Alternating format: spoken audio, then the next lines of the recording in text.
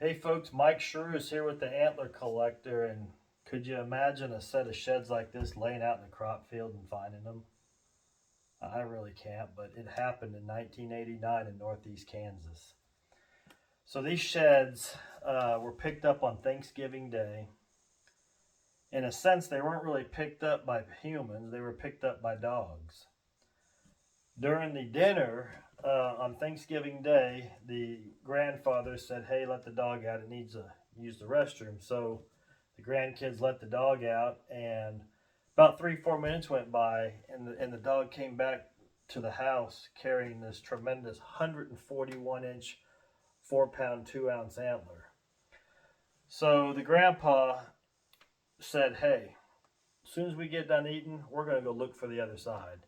So they went out in the crop field with the dogs, and the dog ran down the tree line. And it wasn't but 3, 4 minutes, from my understanding, how the story went, is the dog found this antler.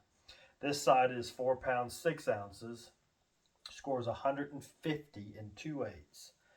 The set has a total gross score with an estimated spread between 312 and 313, and that's just giving it a modest 20 to 21-inch spread. It has 100 mid 180s typical frame on it, 183 to 185. Um, the mass on the bases, at the smallest, the official measurements are 6'6" on each side, so it has very big bases. The mass carries up throughout, and the smallest is out here on the end of the H4, your last circumference, which on this one's still over 5. This one was 4 7/8. It has 5 of the 6 mass measurements are over 5 inches, with the 2 being over 6, well over 6. Now, when you think about rareness in a whitetail deer, you know, this set to me is a very special set of antlers, not only because of the score, but because of how it gets it and the tremendous typical, non typical appearance. I know when you look at this picture, it pretty much looks like a mere, I say video, not picture, but when you look at this video, I'm holding these, it pretty much looks like a mirror image of each side. That's because he is a very symmetrical genetic non-typical. If you look at his bases, both of them have globs coming off the brows, both sides. Look at these back points here. This is really amazing. They match up. If you turn the antlers around, he has a drop here on the front and a drop there. He actually broke one off right there that would have really matched probably a little better on this side. He has matching flyers off the back right here. These flyers, even a split. If you look at this here, he's got an inline. He's got these matching double inlines right here. He has an inline here that doesn't match on this side. And that's literally the only point on this 41 pointer that don't match. I've never seen another deer in the history of being hunter killed or sheds ever have such some symmetry in a non-typical.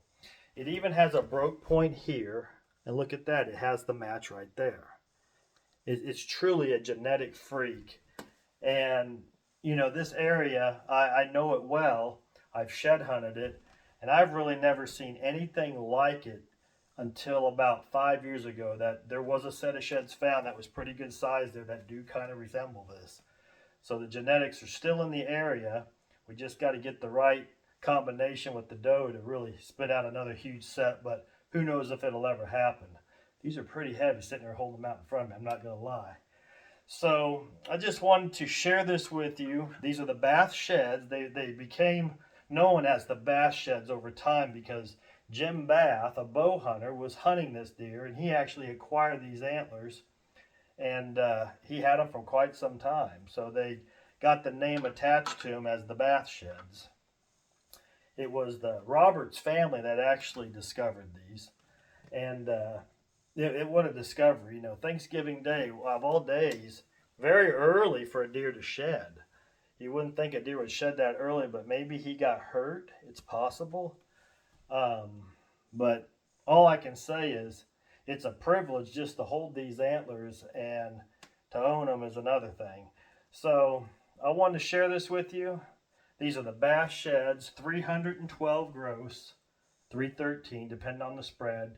I'm giving it a 20 at 312. 308 net. This antler here is 4 pounds, 6 ounces, and this one here is 4 pounds, 2 ounces. So an absolutely amazing set of sheds, and I hope you all enjoy the video. Hit like, subscribe, and share, and get the word out that sheds are great. And let's continue to do this. This is fun. Check this out. I mean, look at the look of that deer. Isn't that just a gorgeous set of deer antlers?